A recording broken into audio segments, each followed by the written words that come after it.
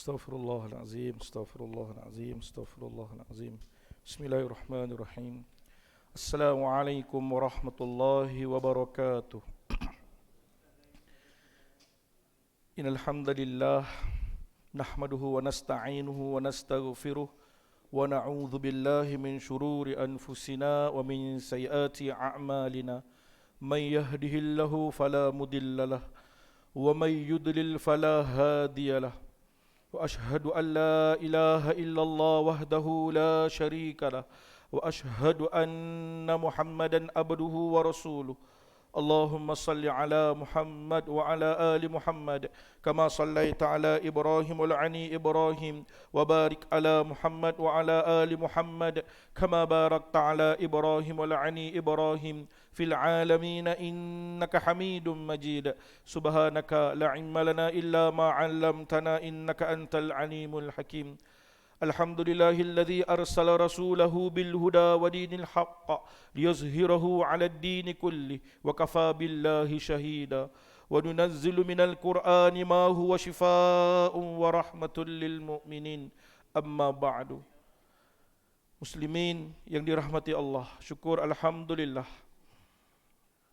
dengan nikmat yang diberikan oleh Allah, kita terus dapat menunaikan solat fardu subuh secara berjemaah. Alhamdulillah, di rumah Allah yang penuh keberkatan ini, Surau Haji Maksum, Jalan Khamis. Alhamdulillah, dengan nikmat Islam, iman, nikmat kesihatan yang Allah berikan, kita doakan moga-moga sama-sama kita dapat mengecapi Ramadan yang akan hadir tidak lama lagi, insya-Allah.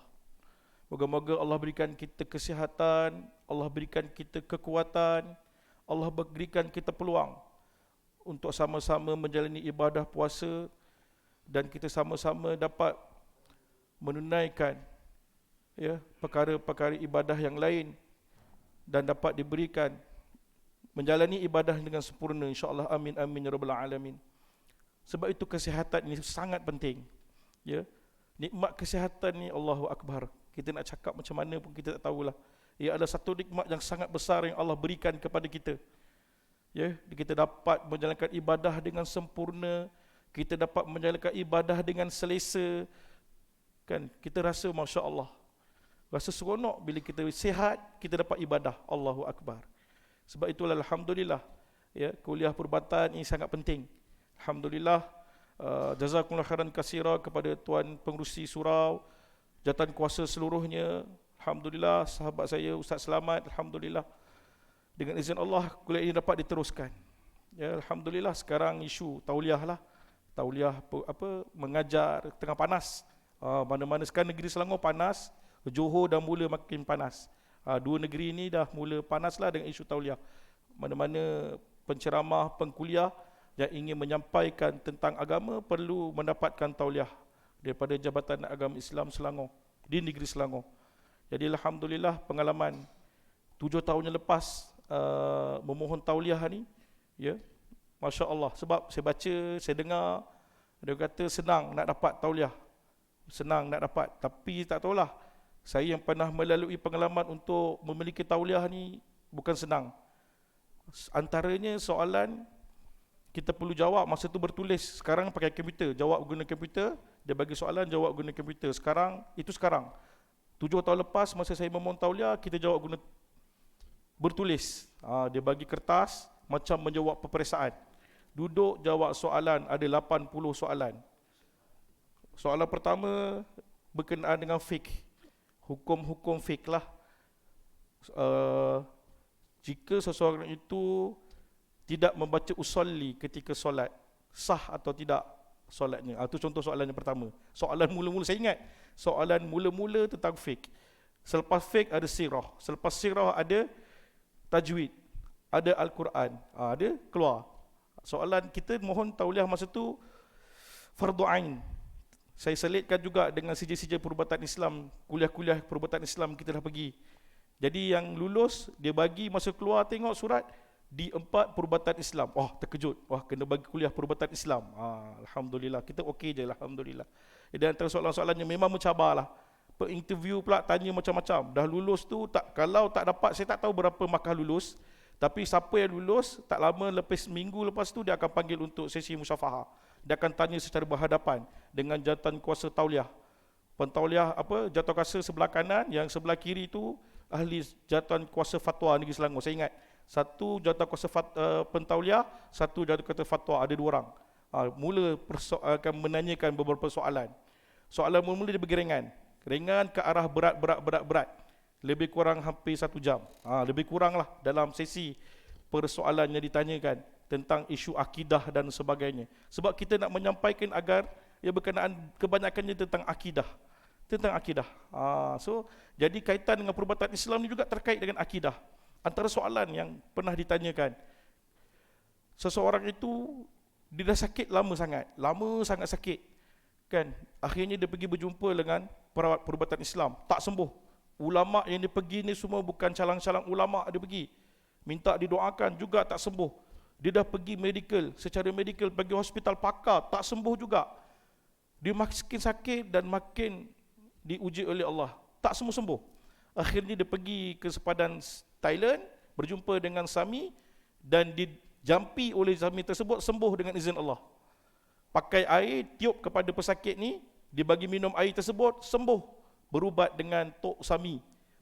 Jawatan kuasa tu tanya, boleh bagikan tak situasi ini apa hukumnya? Boleh tak diambil kaedah perubatan tersebut untuk kesihatannya, demi kesihatannya, boleh atau tidak? Tu soalan. Alamak, kita pun goyang ni nak jawab tentang hukum. Apa kita nak sandarkan, nak keluarkan satu hukum tu supaya dia menjawab soalan. Siapa tak lepas ni, tak lepas lah dia punya tauliah tu.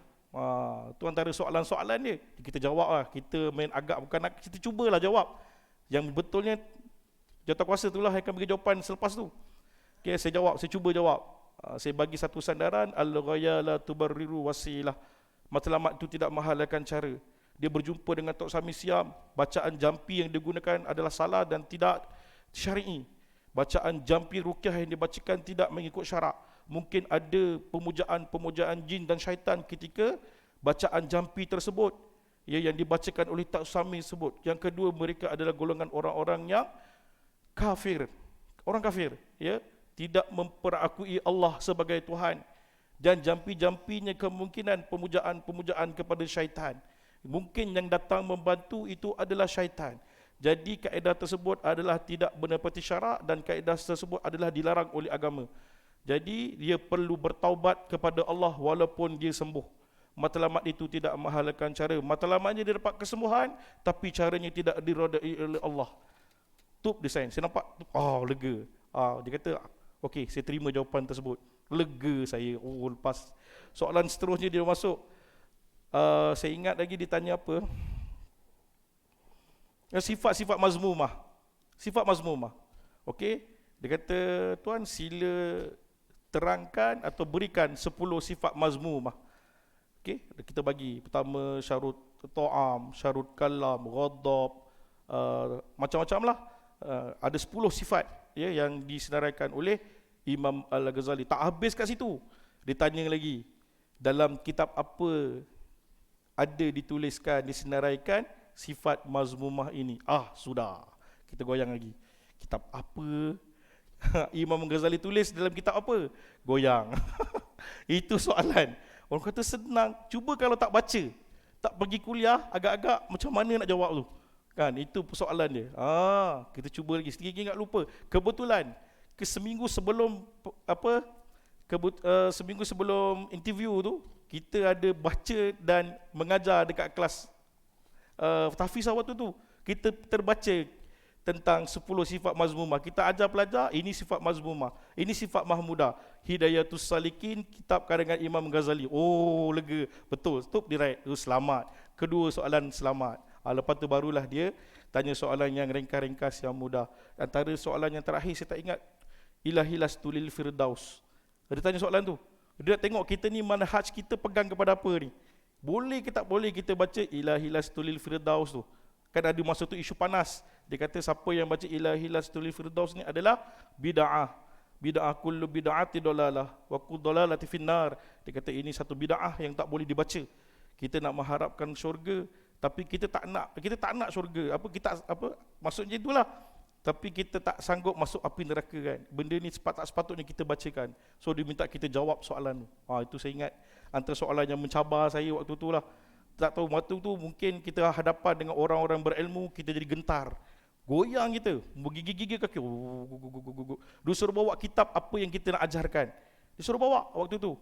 Beg-beg kita bawa. Ada satu beg saya ingat saya bawa berat-berat. Tak buka langsung kitab tu pun. Dia nak tengok je apa kita bawa sebenarnya. Itu pengalaman lah. Itu isu tauliah sekarang. Rupanya sangat penting. Memang sangat penting tauliah sekarang ni. Bila kita nak menyampaikan kepada seseorang, pastikan dia membawa dengan perkara yang betul supaya tidak tersilap. Dulu alhamdulillah masa sebelum kuliah, apa-apa kuliah kita nak beri kepada umum, saya sempat bertahqiq dengan Dr. Amran Kasimin. Semua apa yang saya tulis, saya nak sampaikan, saya beri kepada Allahyarham untuk disemak. Untuk disemak sehari sebelum untuk kuliah itu diadakan.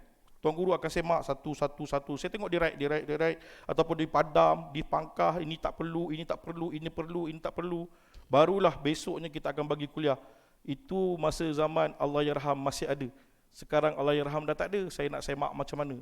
Saya masih ada beberapa orang guru untuk disemak sebelum kuliah ini diadakan. Kita dah standby untuk setahun punya kuliah. Saya hantar, tengok kuliah ni boleh ke tak boleh, mana yang perlu tinggal, yang tak perlu atau berat kepada umum, kita tinggalkan. Yang kita senang untuk beri pada umum mudah faham, kita berikan.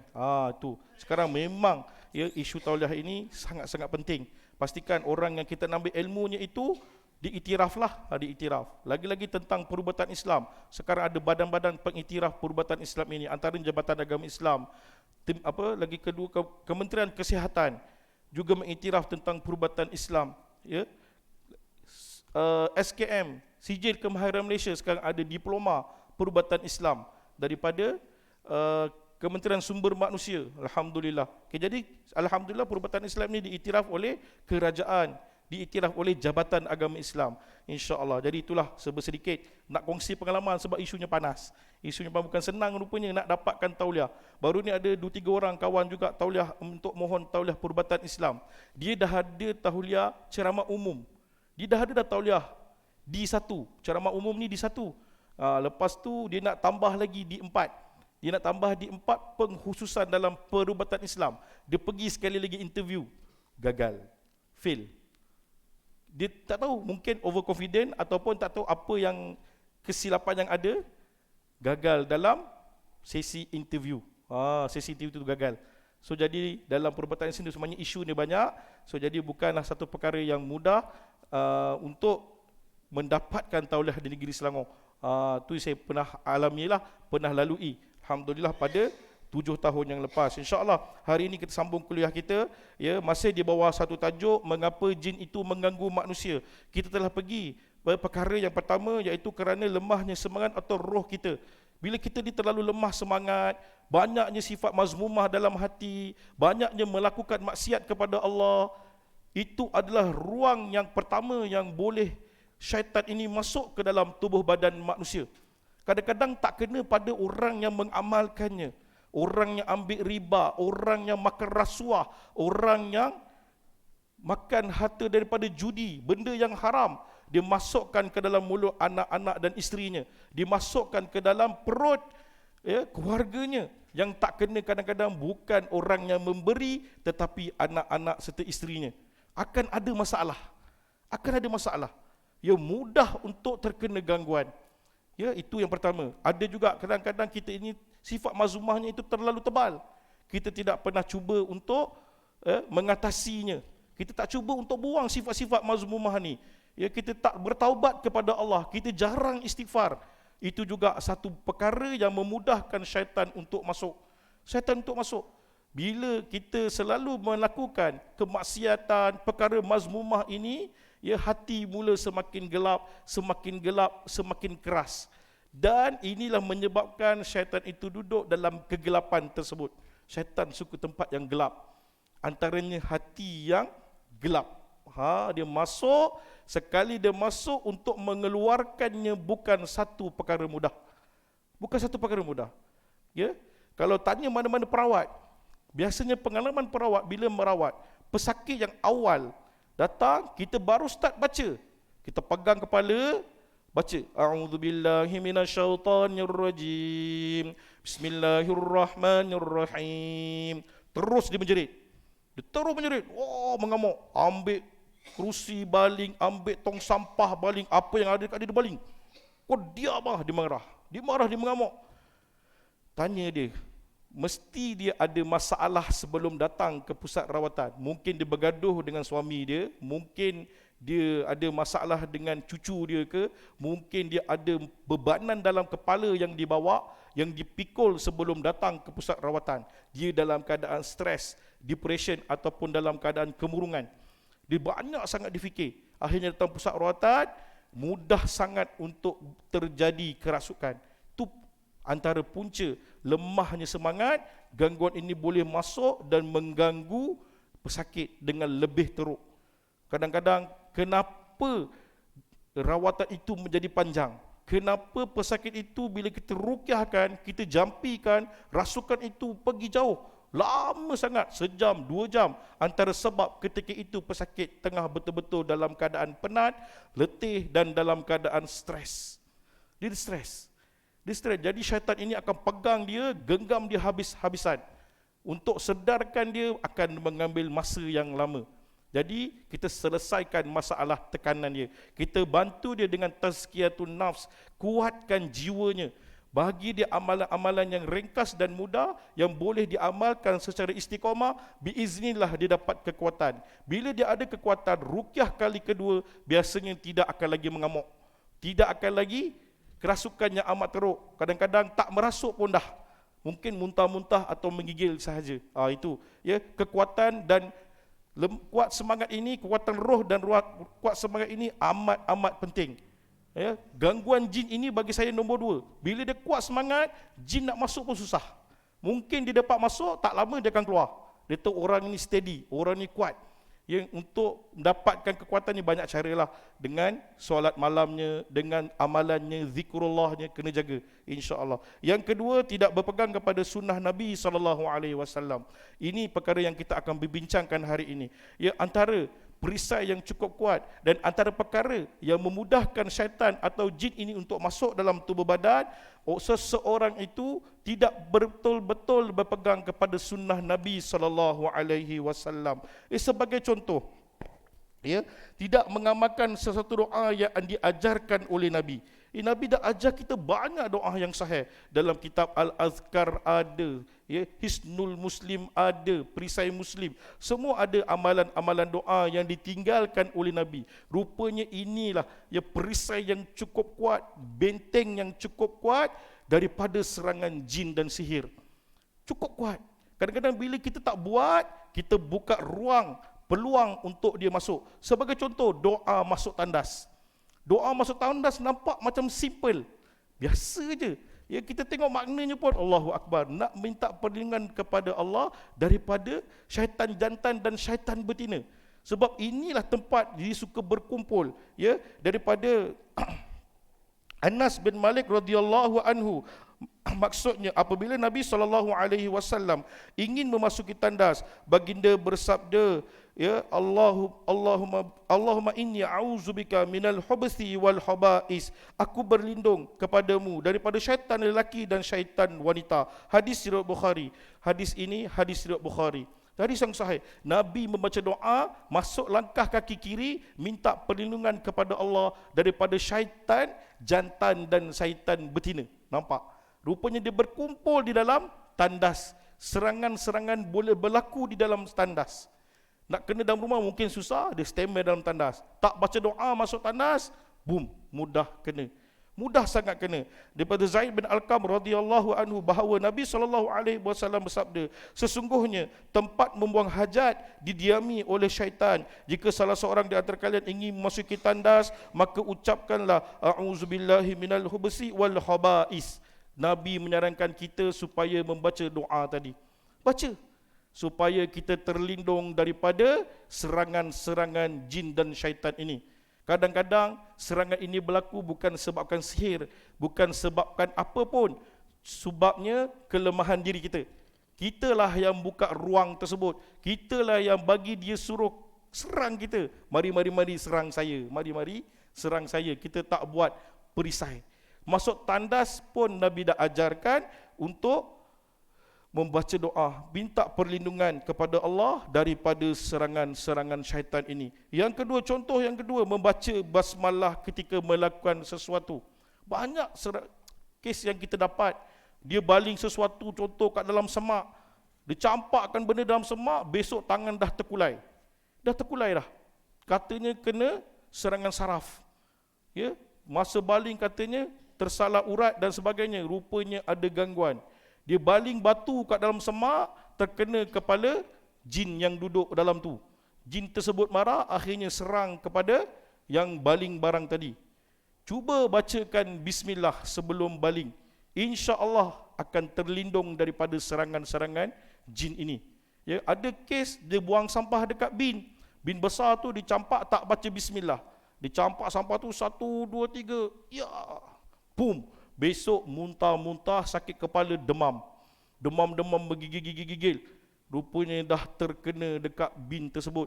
Makan ubat tak sembuh-sembuh, kan? Pergi klinik tak sembuh-sembuh. Bila rukyahkan, kerasukan. Tanya datang daripada mana? Tong sampah yang dia pergi. Kenapa kau baling atas kepala aku? Rupanya dengan baca bismillah ini, ia signal kepada makhluk ni. Bismillah, dia akan pergi. Oh, rupanya orang ni nak buat sesuatu. Orang ni nak baling barang kat ni, bagian ni. Orang ini nak buat sesuatu kat kawasan ni. Tak apa, kita pergi. Dengan bismillah, dengan izin Allah, boleh melindungi kita daripada terkena serangan ini. Ya, daripada Jabir radhiyallahu anhu bahawa Nabi SAW bersabda, apabila kegelapan malam menjelma atau apabila sudah lewat petang, maka tahanlah anak-anak kamu. Ini kerana pada waktu itu syaitan berkeliaran. Apabila telah berlalu beberapa ketika daripada malam, biarkanlah mereka dan tutuplah pintu-pintu serta sebutlah nama Allah, kerana syaitan tidak mampu membuka pintu yang tertutup. Muttafaqun alaih. Hadis riwayat Bukhari dan Muslim. Nabi menyebutkan pintu-pintu yang ditutup dengan nama Allah, syaitan tak mampu buka. Ya, makan baca bismillah guna tangan kanan, syaitan tak mampu ikut makan bersama kita. Allahu Akbar. Dua hadis ini pun dah cukup kuat menandakan dengan memulakan menyebut nama Allah, kita boleh dilindungi daripada syaitan.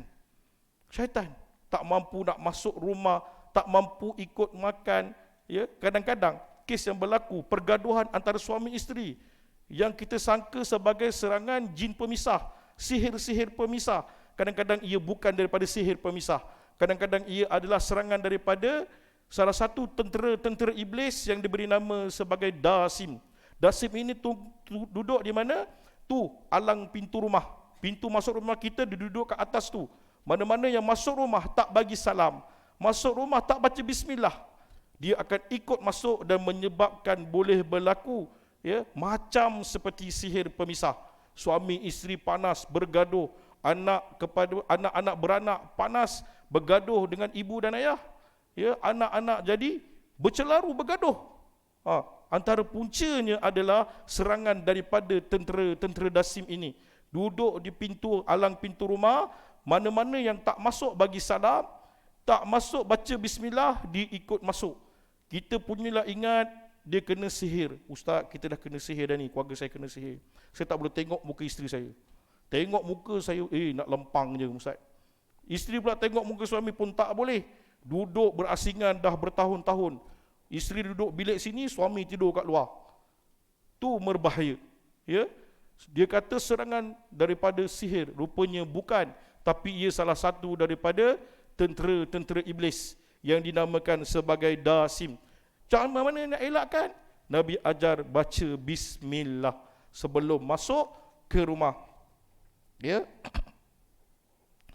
Daripada Jabir bin Abdullah radhiyallahu anhu, Nabi SAW bersabda, apabila seseorang masuk ke dalam rumah lalu dia mengingati Allah ketika masuk dan ketika makan, maka syaitan akan berkata, tidak ada tempat menginap dan tidak ada tempat untuk makan malam. Tapi apabila dia tidak mengerti Allah ketika masuk, maka syaitan berkata, kalian mendapatkan tempat untuk menginap. Apabila ketika makan tidak mengerti Allah, maka syaitan berkata, kamu mendapat tempat menginap dan tempat untuk makan malam. Hadis riwayat Muslim. Nampak?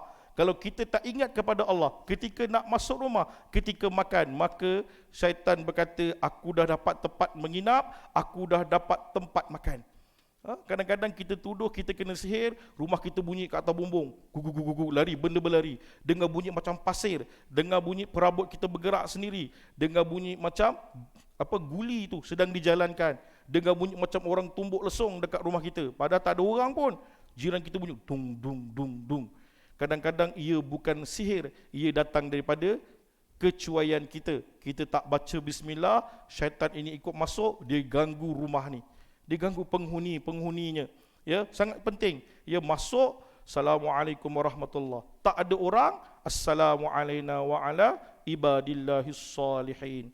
Tak ada orang baca Assalamualaikum wa ala ibadillahis salihin. Biiznillah kita akan terlindung daripada serangan-serangan syaitan ini. Ya, memberi salam ketika masuk rumah, penghuni atau tidak berpenghuni. Ini adalah perintah daripada Allah, daripada surah An-Nur ayat yang ke-27. Hai orang-orang yang beriman, janganlah kamu memasuki rumah yang bukan rumahmu sebelum meminta izin dan memberi salam kepada penghuninya. Allah memerintahkan kita memberi salam kepada rumah yang ingin kita masuk. Surah An-Nur. Ya, daripada Ibnu Umar radhiyallahu anhuma bahawa baginda sallallahu alaihi wasallam bersabda, sekiranya seseorang itu masuk ke dalam rumah yang tidak berpenghuni, maka ucapkanlah Assalamu alaina wa ala ibadillahis salihin. Salam sejahtera ke atas kami dan ke atas hamba-hamba Allah yang saleh. Hadis riwayat Bukhari.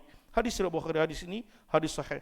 Jadi amalkan. Ya, sebelum nak masuk rumah, kita baru pindah ke, kan kita keluar pergi bercuti, sebelum masuk bagi salam kepada rumah tersebut. Biiznillah yang ada kat dalam rumah tu yang sedang berjoget, berpesta, kita tak ada tu, dia akan pergi. Senang Ustaz? Memang senang sebab kita ikut sunnah Nabi. Ya, yang seterusnya apalagi contoh untuk mengelakkan kita terkena daripada serangan-serangan jin ini. Jin ini kadang-kadang nak serang kita bukan hanya sihir. Banyak sebab dia boleh serang. Disebabkan oleh saka, sebabkan kejahatan jin tersebut, kan? Dia memang tunggu je masa untuk serang kita. Orang ni dah bagi sihir kat kita dah. Dia dah tunggu, okey aku dah hantar dah kat dia ni, tapi tak sampai-sampai. Apa pasal tak kena-kena ni? Rupanya dia membuat beberapa amalan yang ditinggalkan oleh Nabi. Antaranya membaca doa zikir pagi dan petang, membaca doa-doa pelindung yang ditinggalkan oleh Nabi SAW sebagai contoh. Daripada Khawlah binti Hakim Al-Sulaimiyah radhiyallahu anha, beliau mendengar Nabi SAW bersabda, barang siapa yang tiba di suatu tempat lalu dia membaca a'udzu bikalimatillahi tammati min syarri ma khalaq, maka dia tidak akan ditimpa mudarat sehinggalah dia keluar daripada tempat tersebut. Hadis riwayat Muslim, Imam Al-Tirmizi dan Imam Ibnu Majah. Jadi ada 3 periwayat tentang hadis ini. Hadis ini hadis sahih. Ya, Nabi ajarkan kita pergi satu tempat yang beresiko. Orang kata tempat ni mudah kena santau, tempat ini mudah kena, tempat jin suka bertendang katanya. Pergi tengah-tengah laut, masuk ke dalam hutan, nak berkelah ke dalam hutan, nak berdimba di berkelah, sampai je tempat tersebut, baca kalimah tadi, a'udzu bikalimatillahi tammati min syarri ma khalaq, a'udzu bikalimatillahi tammati min syarri ma khalaq, a'udzu bikalimatillahi tammati min syarri ma khalaq. Nabi memberi jaminan kepada kita. Nabi kata apa? Maka tidak akan ditimpa mudarat hinggalah dia keluar daripada tempat tersebut. Masya Allah. Ini antara perisai yang perlu kita tahu, yang perlu kita amalkan, ya, supaya jin ini tak dapat menyerang kita. Tak kiralah jin itu jin apa pun. So kena jaga, kita kena amalkan. Ya, seterusnya antara yang boleh kita amalkan adalah ya, kita menjaga beberapa adab bila waktu serangan-serangan jin ini untuk mudah mengganggu kita. Kalau tanya orang yang berpengalaman atau tanya pesakit-pesakit yang pernah diuji oleh Allah, yang sedang diuji oleh Allah, biasanya mereka akan jawab waktu serangan yang akan ada ketika tidur malam. Ya, nak tidur ini kita sedang lemah. Sebab itu Nabi ajar beberapa adab sebelum tidur supaya syaitan ini tak dapat serang kita ketika waktu kita lemah ni. Waktu kita tak ada zikir, waktu kita serahkan bulat-bulat kepada Allah, waktu kita tidur. Okey, ada beberapa adab yang perlu kita jaga sebelum tidur supaya kita tak dapat serangan-serangan ini.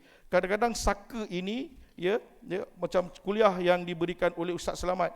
Antara waktu saka ini berpindah kepada tuan yang baru, waris yang baru adalah ketika mimpi waktu tidur. Mimpi bayi sedang menyusu, mimpi dapat keris, mimpi dapat barang-barang untuk perbidanan. Malam tadi saya mimpi, Ustaz, saya dapat satu dulang, dalam tu ada akar Fatimah, dalam tu ada kain kuning, ada air. Rupanya dia daripada keturunan bidan. Dia keturunan bidan nak mencari waris baru menjadi bidan.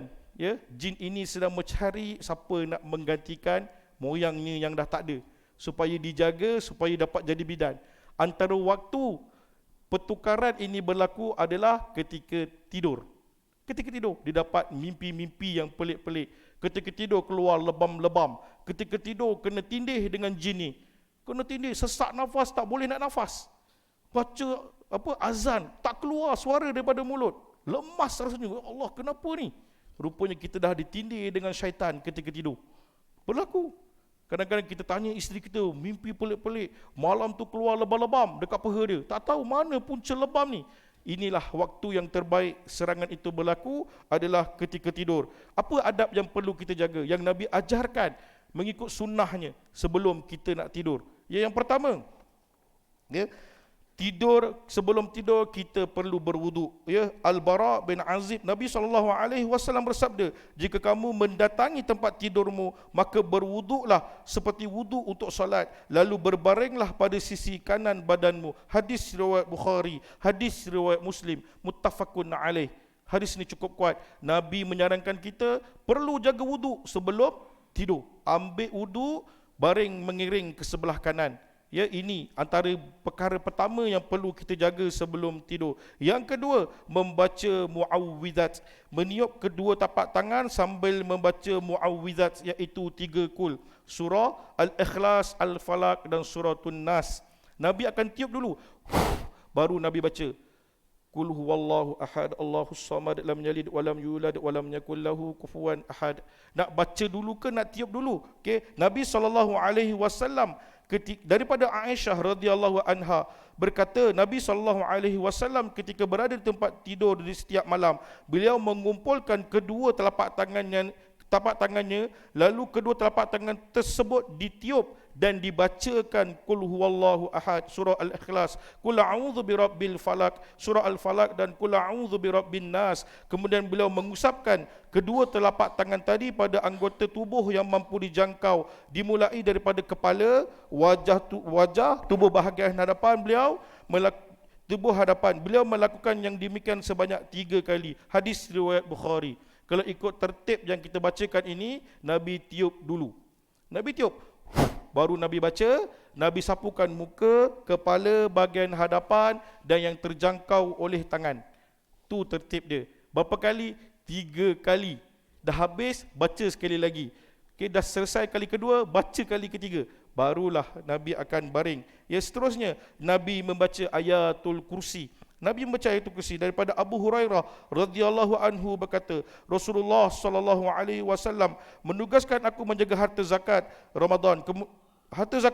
Kemudian ada orang yang datang mencuri makanan, namun aku menangkapnya kembali, lalu aku berkata, aku pasti akan mengadukan kepada Rasulullah. Lalu Abu Hurairah menceritakan suatu hadis berkenaan masalah ini. Selanjutnya orang yang datang kepada tadi berkata, jika hendak berbaring di atas tempat tidurmu, bacalah ayatul kursi, kerana dengannya kamu selalu dijaga oleh Allah Ta'ala dan syaitan tidak akan dapat mendekatimu sampai ke pagi.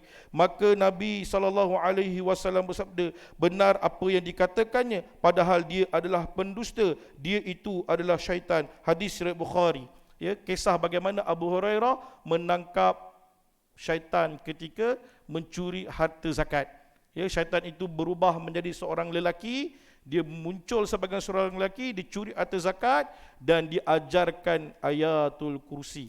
Nampak tak? Siapa yang ajar? Syaitan. Waktu bila? Ramadan. Waktu bulan Ramadan, dia berubah menjadi seorang lelaki, dia keluar, dia menyerupai seorang lelaki, dia ajar Al-Quran. Hadis ini menunjukkan syaitan boleh mengajar Al-Quran. Hati-hati bukan kita Kadang-kadang bila kita ruqyah pesakit, dia boleh gelak kita. Dia gelak selamba. Lepas tu dia suruh betulkan bacaan.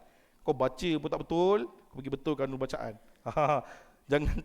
Jangan tertipu, kadang-kadang yang masuk dalam tubuh badan orang tu adalah jin Islam. Dia Islam tapi dia degil jahat macam kita juga. Kadang kita ni juga melanggar perintah Allah. Begitu juga jin-jin Islam ini masuk dalam tubuh badan orang, dia boleh baca Quran. Dia boleh baca Quran, tapi bila dia masuk dalam badan, ada certain ayat dia tak boleh baca. Ada certain ayat dia terkena pada dia, dia akan kalah. Tetap akan kalah sebab Allah sebut dalam Quran, inna kaidasyaitani kana dha'ifa. Tipu daya syaitan ini terlalu lemah. Sampai satu masa kadang-kadang ayat kursi yang kita baca yang dia kata tak mampu, yang dia mampu ikut sekalipun, sampai satu masa dia tak dapat baca.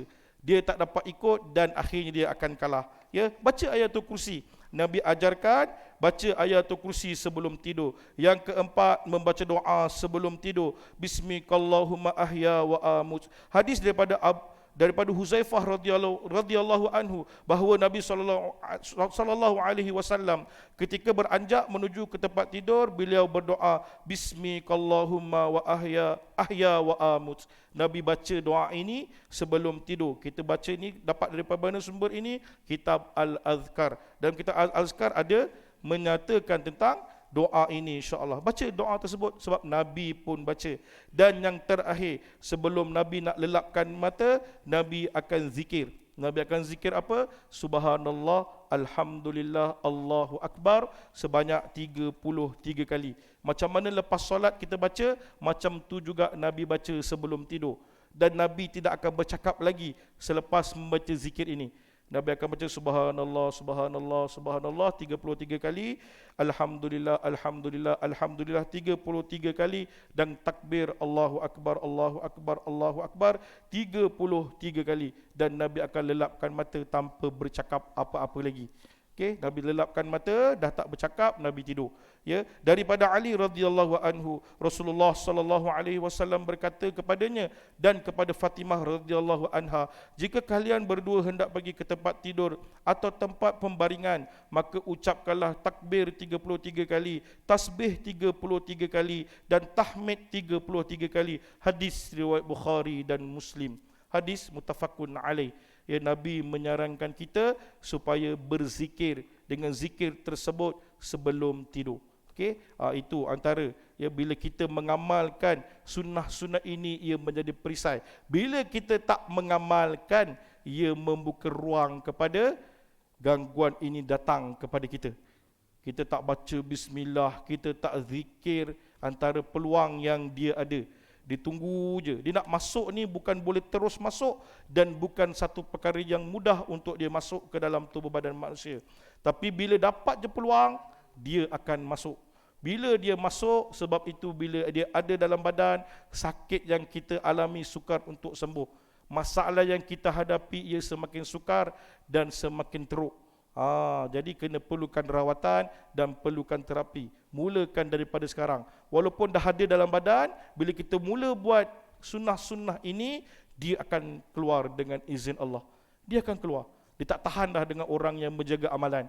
Dia kata bila buat amalan makin sakit. Saya bila zikir ni makin sakit ustaz, makin tak boleh. Makin nak puasa ni makin sakit badan saya tak mampu untuk puasa. Nauzubillah. Mula-mula memang macam tu. Mungkin seminggu pertama amalan dia mula buat, dia tak tahan dalam badan, dia akan ganggu. Supaya orang ini berhenti daripada beribadah, berhenti daripada zikir, berhenti daripada berpuasa, berhenti daripada terus bangun malam. Jadi jangan takut, teruskan sedikit demi sedikit, akhirnya dia akan kalah, dia akan keluar dengan izin Allah. Pengalaman yang kita lalui, bila dia beristiqamah teruskan dengan amalan, lama-lama hilanglah sakit tersebut, hilanglah gangguan yang ada dalam badan biiznillah. Wallahu a'lam. Sebelum kita tutup, saya buka kepada soalan. Ada soalan? Alhamdulillah. Ya, tak ada soalan.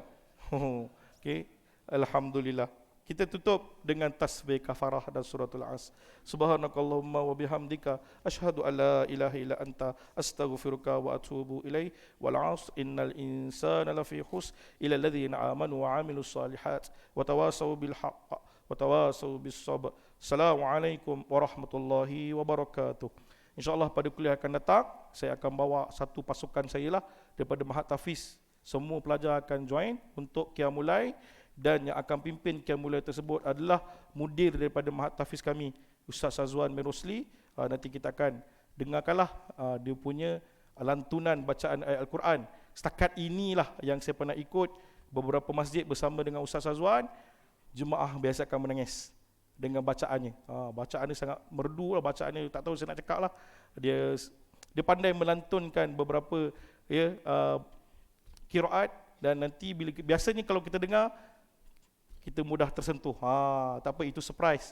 Pada kuliah yang akan datang, kita akan sama-sama bertahajud, kita akan sama-sama Qiyamul, dan kita akan sama-sama